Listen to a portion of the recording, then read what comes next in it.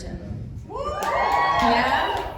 I just got into it, and in honor of it, this bit is called A Period Piece. But I really like the show. It made me a little upset because I feel like it's not as historically accurate as it could be. I see y'all are nervous. I'm wearing a Scooby-Doo shirt and I brought my mom. That's not where the bit is going.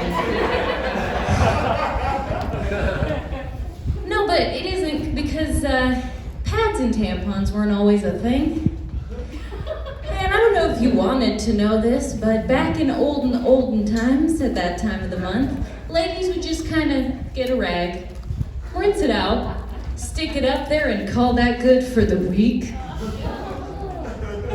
And I was watching Bridgerton and all their fancy balls and events, and all I could think was, what must it be like when all the noble women get on the same cycle? I'm thinking that white marble dance floor should look like a red slip and slide. I honestly think they'd have to have a guy whose job it is to mop up after the noble women on the dance floor. You know, like that guy who wipes up sweat on the basketball court. But, you know, they're dancing, right? And he's got to follow along, so he kind of gets into it a little bit. He's out there with his mop, just do-do-do-do-do, do-do-do, do-do-do-do-do, do-do-do. You gotta have that big finish. But I also feel like the mop guy would get a lot of dates. Because he's not grossed out by what's going on with all the ladies, right? It's his job. And so I feel like he'd be dropping lines like, gosh, I only clean it up. I can't imagine making it. But then I feel like the husbands would get upset, right? Because their wives are spending way too much time with the mop guy. So they have to have a meeting. And they say, all right, we've got to do something about this. I don't know why the noblemen sound Cockney British. I think when you're with the bros, your true self comes out. But they're having a meeting and they say, all right, we've got to do something about this because our wives are spending way too much time with the mop guy. And his friend says, okay, I got an idea, right? It's a little bit out there. But I'm thinking is like what they got going on down there is kind of like a bathtub, right? When it's full up, you just want to keep everything in it. So, why don't we just give them a little stopper that they can pop on up there? His friend says, yeah, that could work, but like, what if we want to get in there later? And his friend says, okay, go on, ready? Why don't we just attach a small rope to the stopper so when the moment comes, she can just pop it on out?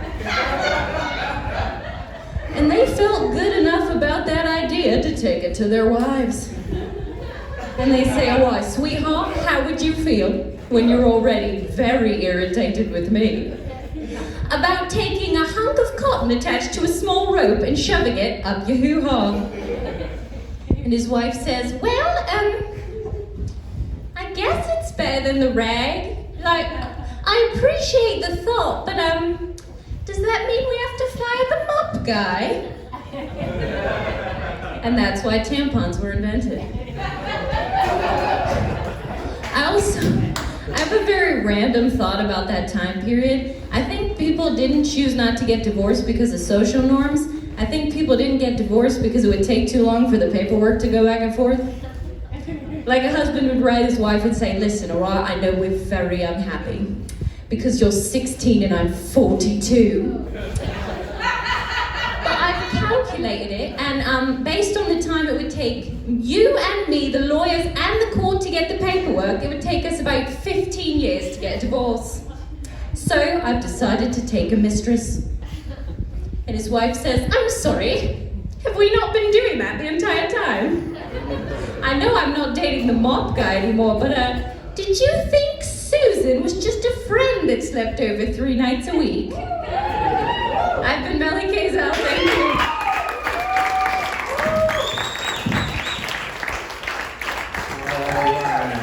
Your next comic coming to the stage. Keep your hands going for Queen Momo, everyone.